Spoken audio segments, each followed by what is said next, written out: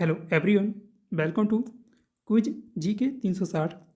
दोस्तों, last 12 month current affair 2023 के जो हम क्वेश्चन देख रहे हैं उसमें ये इसका 5वां पार्ट है।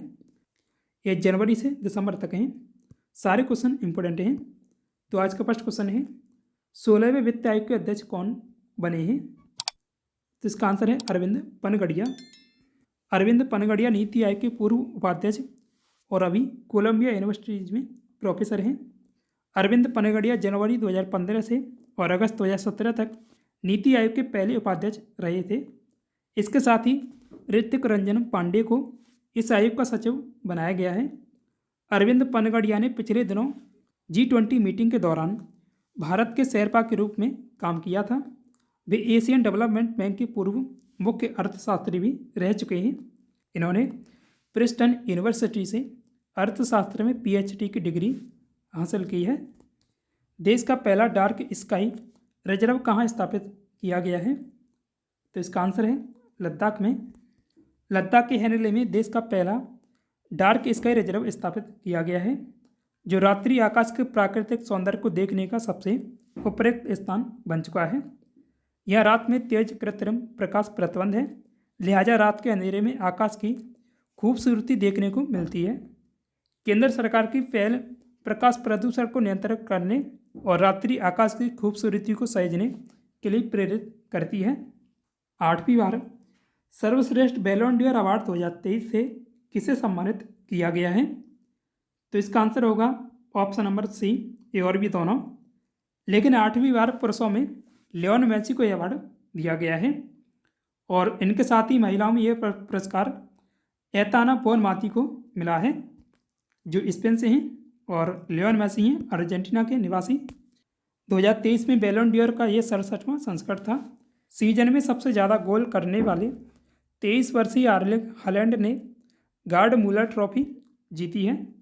बैलोन डॉर अवार्ड साल 1956 से फ्रांसीसी समाचार पत्रिका फ्रांस फुटबॉल द्वारा दिया जाने वाला एक वार्षिक पुरस्कार है।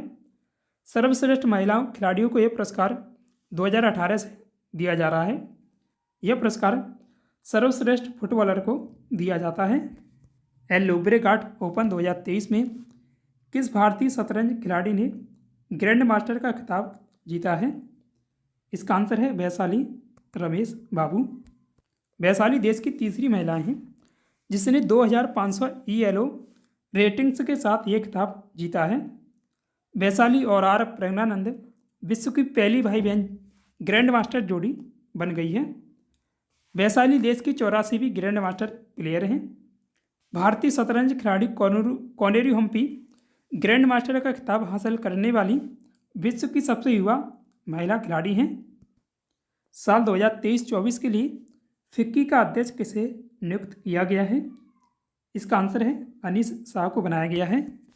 अनीस शाह महिंद्रा एंड महिंद्रा के मैनेजिंग डायरेक्टर और CEO हैं।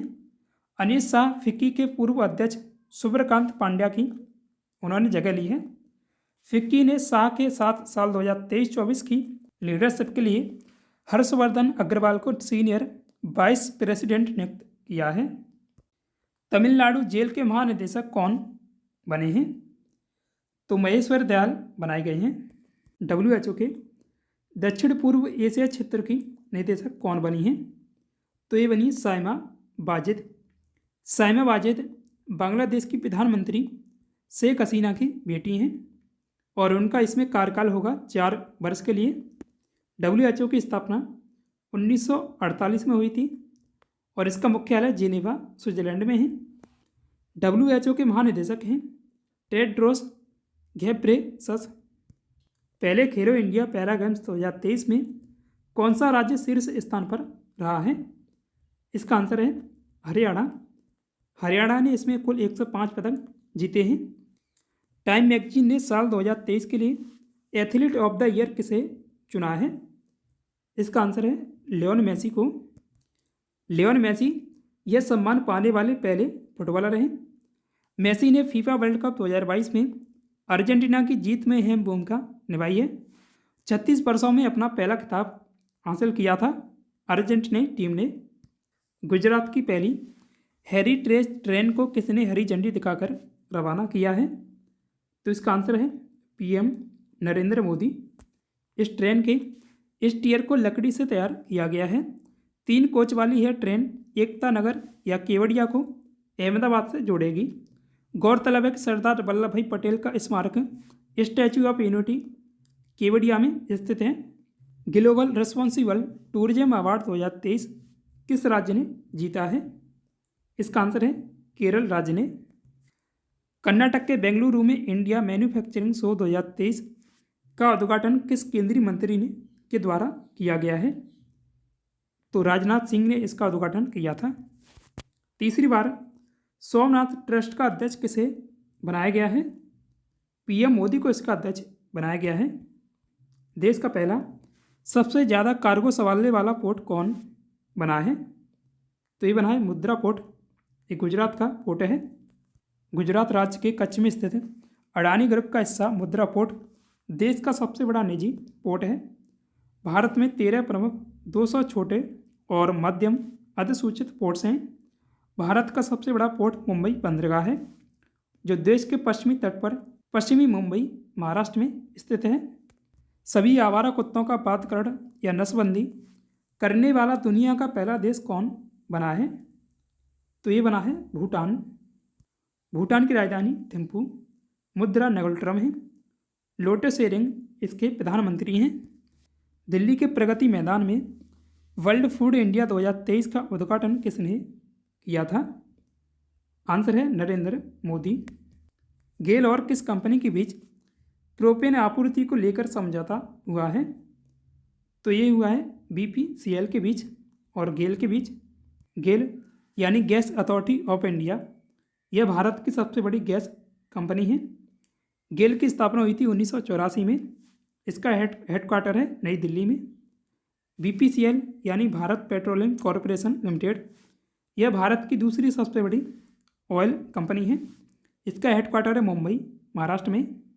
श्रीलंका के त्रिकोमाली में SBI की शाखा का उद्घाटन भारत के या की किस केंद्रीय मंत्री के द्वारा किया गया है? इसका आंसर है केंद्रीय वित्त मंत्री निर्मला सीतारमण के द्वारा। 30 अक्टूबर से 2 नवंबर 2023 तक अंतर्राष्ट्रीय सौर गठबंधन सभा का छठा सत्र कहाँ आयोजित किया गया था? तो इसका आयोजन हुआ था नई दिल्ली में। भारत और फ्रांस ने संयुक्त रूप से 30 नवंबर 2015 को पेरिस फ्रांस में COP21 में अंतर्राष्ट्रीय सौर गठबंधन का शुभारंभ किया था। यानी इसकी स्थापना हुई थी 2015 में। ISA यानी अंतर्राष्ट्रीय सौर गठबंधन एक अंतर सरकारी संगठन है जिसका मुख्यालय गुरुग्राम हरियाणा में स्थित है। नाबार्ड बैंक का उप प्रबंध निदेशक किसे नियुक्त किया गया है? इसका आंसर है ये और भी दोनों, गोवर्धन सिंह रावत और अजय कुमार सूद, इन दोनों को इसका उप प्रबंध निदेशक बनाया गया है। नाबार्ड की स्थापना हुई थी 12 जुलाई 1982 को। इसका मुख्यालय मुंबई महाराष्ट्र में है। यह वित्त मंत्रालय के अधिकार क्षेत्र में है। नाबार्ड के अध्यक्ष हैं KV साजी। प्रत्येक साल राष्ट्रीय कानूनी सेवा दिवस कब मनाया जाता है? 9 नवंबर को यह दिवस मनाया जाता है। इस दिन का मुख्य उद्देश्य समाज के कमजोर वर्गों को मुफ्त कानूनी सहायता प्रदान करने के बारे में जागरूकता बढ़ाना है। 2023 में इस दिवस की थीम है सभी के लिए न्याय तक पहुंच, कानूनी जागरूकता के माध्यम से हाशिए पर पड़े लोगों को सशक्त बनाना। भारत में राष्ट्रीय कानून सेवा दिवस की शुरुआत सर्वोच्च न्यायालय के द्वारा 1995 में की गई थी। किस देश की साव कंपनी भारत की रक्षा परियोजना में 100% FDI हासिल करने वाली पहली विदेशी कंपनी बनी है? तो इसका आंसर है स्वीडन की ये कंपनी है। प्रतिवर्ष राष्ट्रीय कैंसर जागरूकता दिवस कब मनाया जाता है? ये दिवस मनाया जाता है 7 नवंबर को। एक कैंसर के निदान और उपचार शीघ्र पता लगाने के बारे में जागरूकता को बढ़ावा देने के लिए मनाया जाता है। भारत में 2014 से हर साल 7 नवंबर को राष्ट्रीय कैंसर जागरूकता दिवस मनाया जा रहा है। यानी इसकी शुरुआत हुई है 2014 में। यह 7 नवंबर को वैज्ञानिक मैडम क्यूरी की जयंती के अवसर पर मनाया जाता है और 4 फरवरी को विश्व कैंसर दिवस मनाया जाता है। नाटो ने किस देश के साथ कोल्ड वॉर सिक्योरिटी ट्रीटी को सस्पेंड कर दिया है? इसका आंसर है रूस के साथ। नाटो एक सैन्य संगठन है जिसकी स्थापना हुई थी 4 अप्रैल 1949 को अमेरिका के वाशिंगटन डीसी में। नाटो का हेडक्वार्टर है बेल्जियम के ब्रुसेल्स शहर में। नाटो का 31वां सदस्य देश बना है फिनलैंड। रूस की राजधानी है मॉस्को और इसकी मुद्रा है रूबल। रूस के राष्ट्रपति हैं व्लादिमीर पुतिन। केंद्र सरकार ने भारत आटा लॉन्च किया है। केंद्रीय मंत्री पीयूष गोयल ने आटे के वितरण वाहनों को कहाँ से हरी झंडी दिखाकर रवाना किया था? तो इसका आंसर है नई दिल्ली से। हाल ही में सूरत में स्वदेशी मिसाइल डिस्ट्रॉयर शिप INS सूरत का अनावरण किसके द्वारा किया गया था? तो भूपेंद्र पटेल के द्वारा इसका अनावरण किया गया था। भूपेंद्र पटेल गुजरात के मुख्यमंत्री हैं। किस देश ने बैलिस्टिक मिसाइल बुला का सफल परीक्षण किया था? इसका आंसर है रूस ने। भारतीय रिजर्व बैंक ने किसे कार्यकारी निदेशक नियुक्त किया है? मनोरंजन मिश्रा को बनाया गया था। RBI का मुख्यालय है मुंबई और इसकी स्थापना हुई थी 1 अप्रैल 1935 को। शक्तिकांत दास वर्तमान में RBI के गवर्नर हैं। हुरून इंडिया रिच लिस्ट 2023 में किसने सबसे बड़े दानदाता के तौर पर अपना स्थान बरकरार रखा है? इसका आंसर है शिव नादर ने।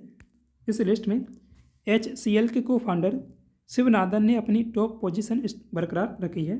शिव नादर ने वित्त वर्ष 2023-24 में 2042 करोड़ रुपए का दान दिया है, यानी हर दिन 5.6 करोड़ रुपए दान दिए हैं। हुरून इंडिया के MD और मुख्य शोधकर्ता अनस रहमान जुनैद हैं। हुरून ऑर्गेनाइजेशन की स्थापना 1998 में लंदन में की गई थी। मुंबई में भारत के पहले international cruise liner Costa Serena को किस केंद्रीय मंत्री ने हरी झंडी दिखाकर रवाना किया है? तो इसका आंसर है सर्बानंद सोनोवाल। सर्बानंद सोनोवाल केंद्रीय पतन, पोत परिवहन और जलमार्ग मंत्री हैं। राष्ट्रीय मानव अधिकार संस्थानों यानी NHRI का 14वां अंतर्राष्ट्रीय सम्मेलन कहाँ आयोजित किया गया था? इसका आयोजन हुआ था डेनमार्क में। इस सम्मेलन का विषय था अत्याचार और अन्य दुर्व्यवहार। NHRI की भूमिका। डेनमार्क की राजधानी कोपेनहेगन है। इसकी मुद्रा है डेनिश क्रोन। और प्रधानमंत्री Mette Frederiksen Tata Power Renewable Energy Limited के नए CEO और MD के रूप में किसे नियुक्त किया गया है? इसका आंसर है दीपेश नंदा को। Tata Power Renewable Energy limited Bharat की टाटा पावर कंपनी की सहायक कंपनी है। वर्तमान में टाटा पावर के CEO और MD प्रवीण सिन्हा हैं। हाल ही में केंद्रीय वित्त मंत्री निर्मला सीतारमण ने किस राज्य में 12 GST सेवा केंद्र लॉन्च किए? गुजरात में ये लॉन्च किए गए थे। IIT मद्रास ने अपना पहला इंटरनेशनल कैंपस कहाँ खोला था? ये खोला गया था जंजीबार तंजानिया में।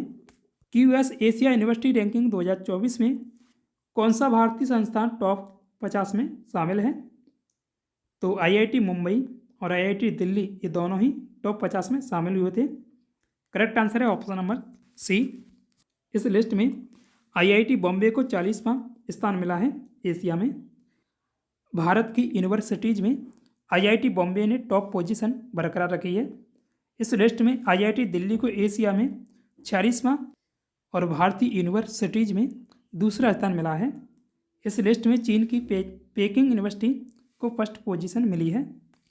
हाल ही में भारत आर्मी एविएशन कोर ने कितने इजरायली हार्मेस 900 ड्रोन खरीदने के लिए ऑर्डर दिया था? तो 4 ड्रोन खरीदे जाएंगे। हैदराबाद में अडानी एरोस्पेस ने रक्षा विभाग और इजरायल के एलविट सिस्टम के साथ पार्टनरशिप की है। अडानी एरोस्पेस में हर्मीस 900 का एयरफ्रेम पहले बनकर तैयार है। भारत आर्मी एविएशन कोर का गठन 1 नवंबर 1986 को हुआ था। साल 2023 का वन्यजीव फोटोग्राफर का पुरस्कार किसे मिला है? तो ये मिला था व्यान ताल्या विकास को। ये बेंगलुरु के निवासी हैं। हाल ही में भारतीय सेना की एविएशन यूनिट ने एक ध्रुव हेलीकॉप्टर का कॉम्बैट वर्जन लॉन्च किया है। इसका नाम क्या रखा गया था? तो इसका नाम रखा गया था रुद्र। हाल ही में ब्रिटेन ने किस देश को सुरक्षित देशों की सूची में शामिल करने के लिए कहा था। तो भारत को इसमें शामिल किया जाएगा। बिहार के सीएम नीतीश कुमार ने राज्य में आरक्षण का दायरा 60% से बढ़ाकर कितने प्रतिशत करने का प्रस्ताव पास कर दिया था? इसका आंसर है 75%। Association of mutual fund in India के नए सीईओ कौन बने हैं? तो ये बनाए गए हैं वेंकट नागेश्वर चसलानी। गोवा में हुए 54वें भारतीय अंतर्राष्ट्रीय फिल्म महोत्सव यानी IFFI की अंतर्राष्ट्रीय प्रतियोगिता के लिए ज्यूरी प्रमुख कौन थे? तो शेखर कपूर को बनाया गया था। केंद्रीय गृह मंत्री द्वारा विशेष अभियान पदक 2023 के लिए कितने पुलिसकर्मियों को चुना गया है? तो 204 पुलिसकर्मियों को चुना गया है। इन पुरस्कारों की शुरुआत हुई थी 2018 में।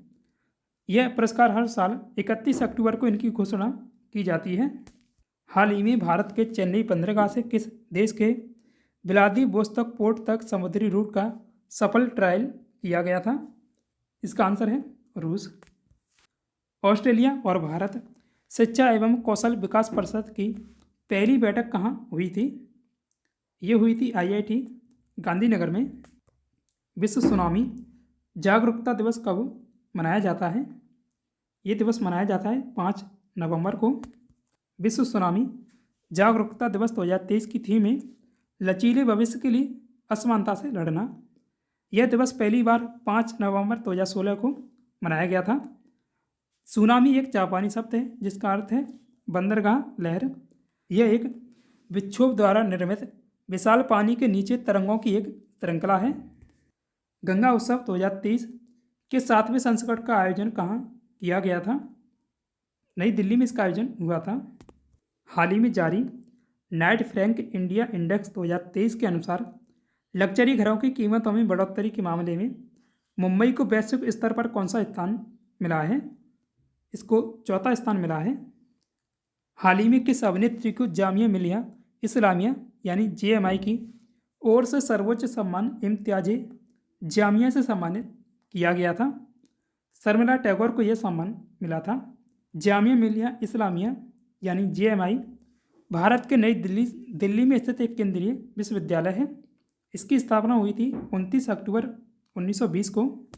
स्वीडन की दूरसंचार उपकरण निर्माता कंपनी एरिक्सन ने भारत में 6G शोध एवं विकास केंद्र किस शहर में स्थापित करने की घोषणा की है? तो ये चेन्नई में स्थापित किया जाएगा। करंट अफेयर्स की इस सीरीज में ये थे टॉप 50 क्वेश्चन। और आज के लिए आपका टेस्ट क्वेश्चन है स्वतंत्र भारत में उत्खनन किया गया पहला हड़प्पा स्थल निम्न में से कौन सा था? तो इसका राइट आंसर आप कमेंट करें। दोस्तों आशा करता हूँ आपको वीडियो पसंद आया होगा। वीडियो को लाइक करें। साथ ही डेली ऐसे ही वीडियो पाने के लिए अपने क्विज GK 360 यूट्यूब चैनल को सब्सक्राइब भी कीजिएगा। Thanks for watch this video.